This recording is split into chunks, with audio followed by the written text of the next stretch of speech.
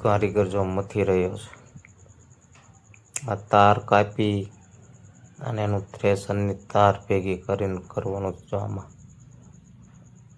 આવી રીતે બનાવી છે. ગ્રાઇન્ડરથી સરખું કરી કમ્પ્લીટ કરી આ બધું બનાવવું પડે, ધ્યાન રાખવું પડે.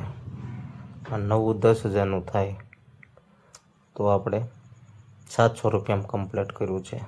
બધી અંદરની તાર આવે કટ કરી અને બીજી નવી નાખી છે. કોઈને નહીં ખબર હોય તો હું કહી દઉં. કોક તો નવું લઈ આવે બિચારાને ન ખબર પડતી હોય એટલે.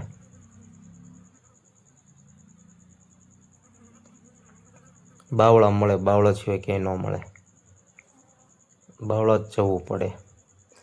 આપણે ચડાવી દીધું છે વોશ કરવા માટે.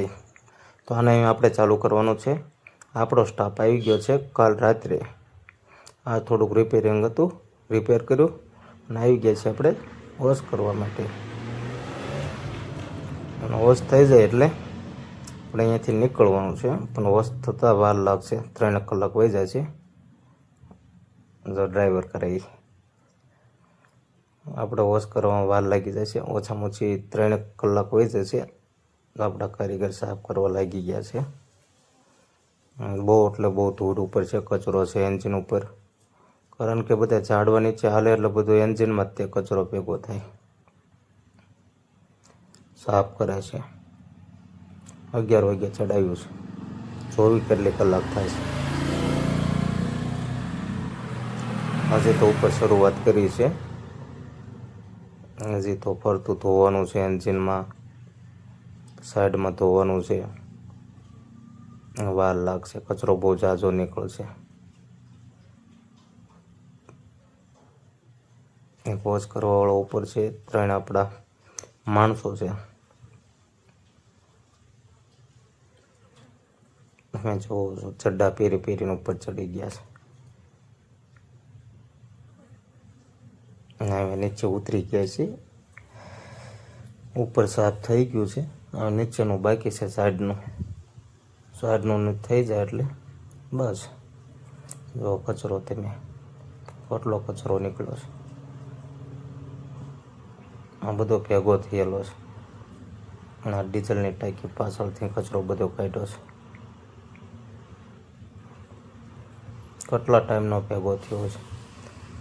આપણે આ બાજુ રસ્તા સારા નહીં ને એટલે બધું ઝાડી વિસ્તાર રહ્યો ને એની વચ્ચેથી નાખવાનો એટલે કચરો બધો ઉપર જ પડે. એટલે બધો કચરો સલવાઈ જાય, નીકળે એવું હોય નહીં.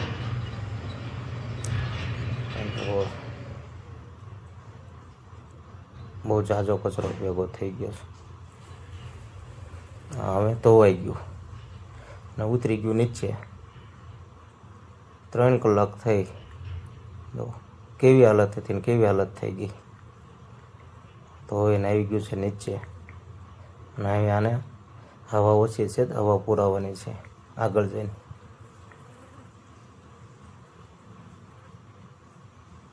તમને કોઈને ખબર હોય તો કહેજો આમાં કેટલી હવા આવે મોટા ટાયરમાં. કોમેન્ટ કરજો કેટલી હવા હમાતી છે આમાં.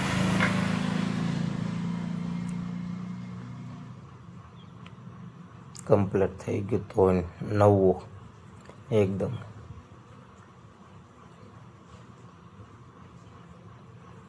અહીંયાથી હવે નીકળવાનું છે.